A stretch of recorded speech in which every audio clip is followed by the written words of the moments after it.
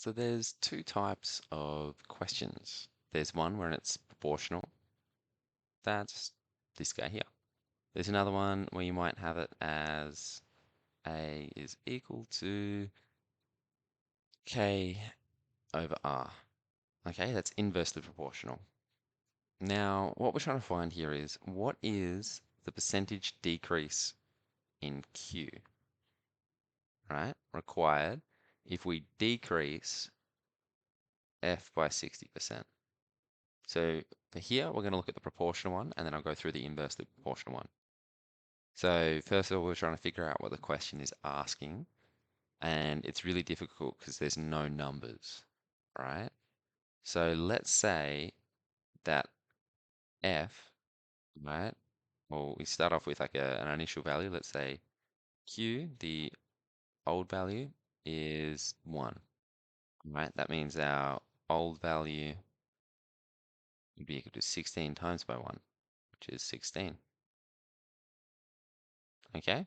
And we can also say we've got this new value of f, right? This new value of f, and it has to be 60% in reduction of the starting value. So we start off with 16, and we're asking what is like 60% less than that. Imagine you go into a store and there's a shirt for $16, and you want to find 60% off that, a 60% reduction. Okay, hopefully you can figure out to say that it's going to be 16 times by 0.6, right? And so that's saying 16 if you factor it out.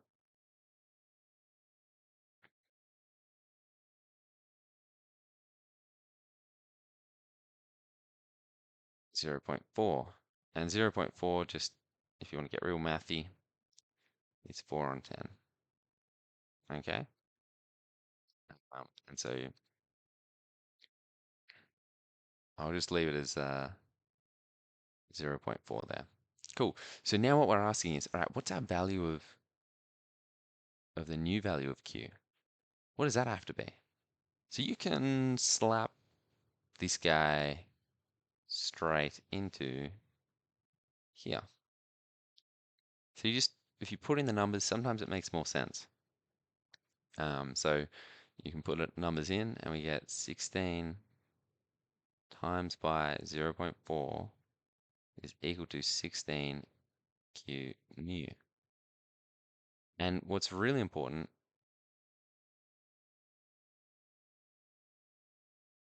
is that you see that 16 and that 16, they just cancel out. So you see, it's like, it's pretty simple with this one. If you increase it by any percentage, like it'll be the same. So if it's proportional, any percentage is changed, it'll be exactly the same. So they basically disappear. And so what we can say is that our Q new was 0, like if we rearrange for it, Q new is equal to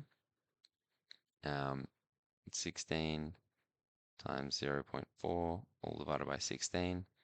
And just remember that its old value is equal to 1, right? So if you divide by its old value,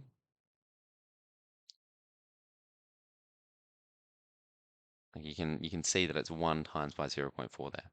So there is a 60% reduction. Uh, decrease. Q.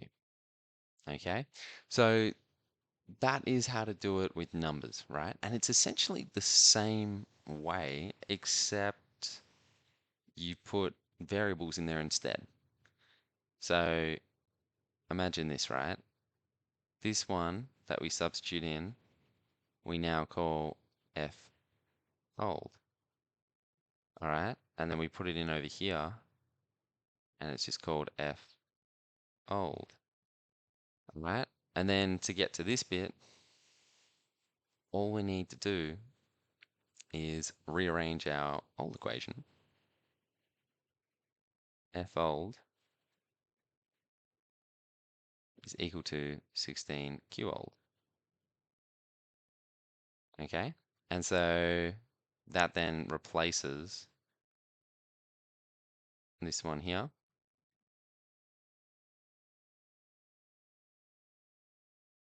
See if I can fit it in. Okay, and then you rearrange it and get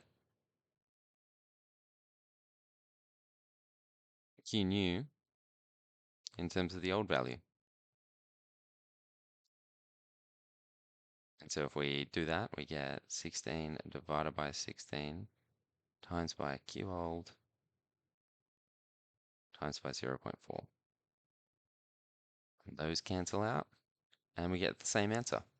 So it's the exact same thing. You see those couple of steps that you need to do? Exactly the same. So if we go now onto something like this, we see that it's the opposite of that.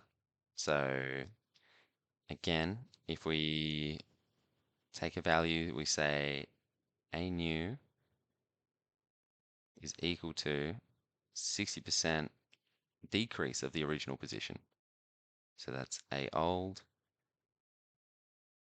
1 minus 0.6. So that's like saying this.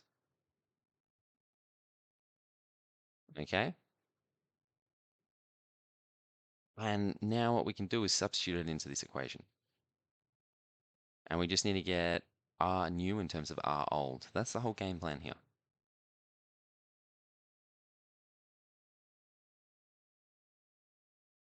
Right, so we've got that equation, and we've also got the old values, remember? We don't know what they are, so we've got A old, not old. Okay, so we can substitute that in. So sub A old. Okay, and then we get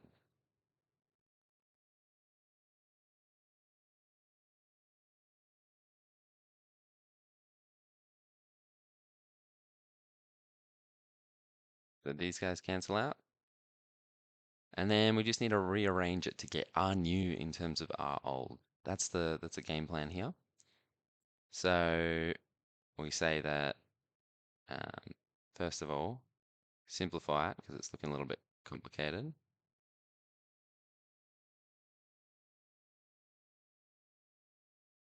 You can do this thing where you flip everything. So you raise everything to the power of -1, and that flips everything. So you can say R old